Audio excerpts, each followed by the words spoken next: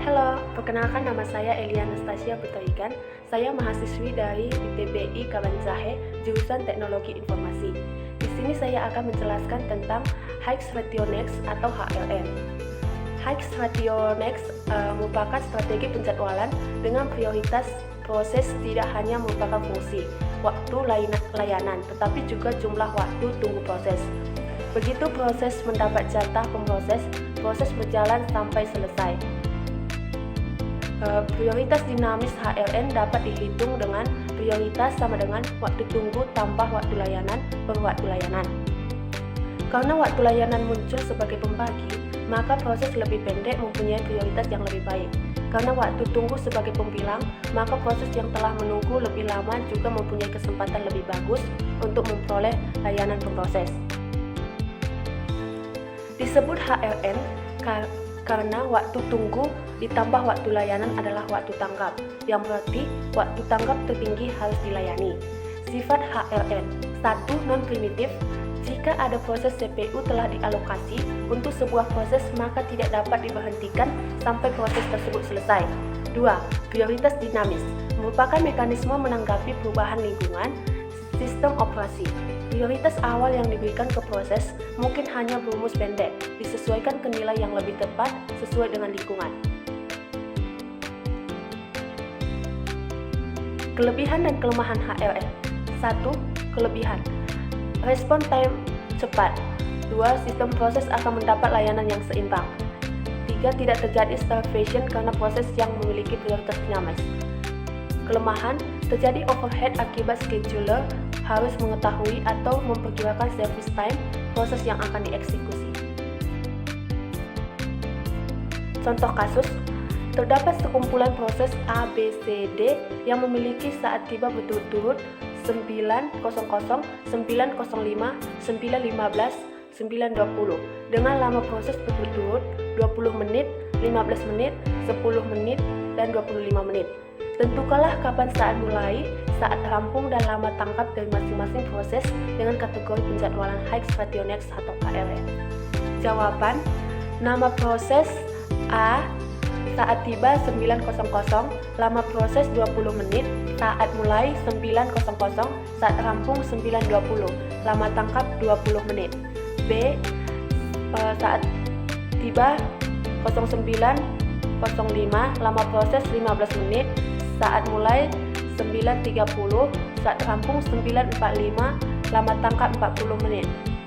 C, saat tiba 9.15, lama proses 10 menit, saat mulai 9.20, saat rampung 9.30, saat lama tangkap 15 menit. Nama proses D, saat tiba 9.20, lama proses 25 menit, saat mulai 9.40, saat rampung 10.05, lama tangkap 45. Jadi jumlahnya 120 menit. Dirata-ratakan 120 dibagi banyak proses jadi 30. Penyelesaian kasus ini dengan menggunakan tabel rasio penalti atau LP atau satu tabel untuk satu proses. Proses A lebih dahulu dikerjakan karena lebih dahulu tiba dari proses lainnya, atau 9.00, yaitu 9.00 sampai 9.20. Setelah A selesai, proses B, C, dan D telah tiba. Maka perlu kita hitung rasio penalti atau LP untuk proses B, C, dan D. Proses A tidak memiliki rasio penalti atau LP sama dengan 0, karena pada saat tiba proses A langsung dikerjakan oleh prosesor. Rasio penalti atau LP untuk proses B, C, dan D adalah: proses B tiba selama 15 menit, rasio penaltinya 15 tambah 15 per 15 sama dengan 2 menit. Proses C tiba selama 5 menit, rasio penalti 5 tambah 10 per 5 sama dengan 3 menit.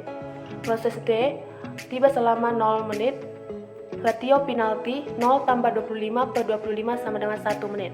Berdasarkan tabel di atas, maka tiba selama sama dengan waktu sia-sia dihitung dari saat selesai proses A dikurangi dengan saat tiba masing-masing. Misalkan proses C waktu sia-sianya adalah 9.20 dikurangi 9.15 sama dengan 5 menit. dan proses B waktu sesianya adalah 9.20 dikurangi 9.05 sama dengan 15 menit. Rasio penalti atau LP bersama dengan S tambah T per T, di mana S lama tunggu atau antri atau waktu sia-sia, T lama proses.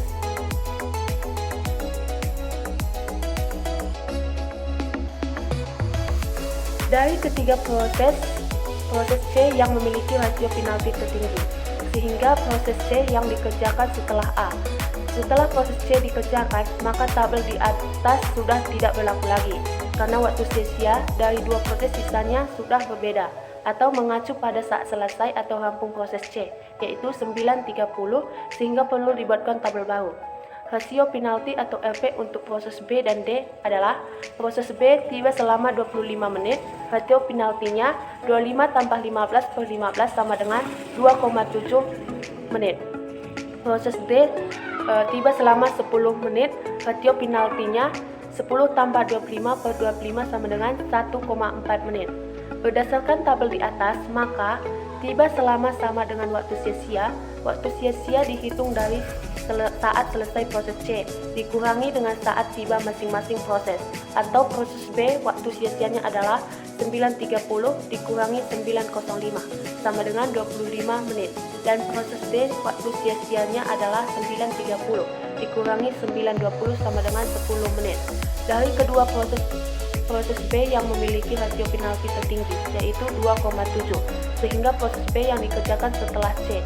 Setelah proses B dikerjakan 9.30 sampai 9.45, tinggal proses B yang belum diproses, maka proses B bisa langsung masuk ke prosesor, yaitu 9.45 sampai 10.05.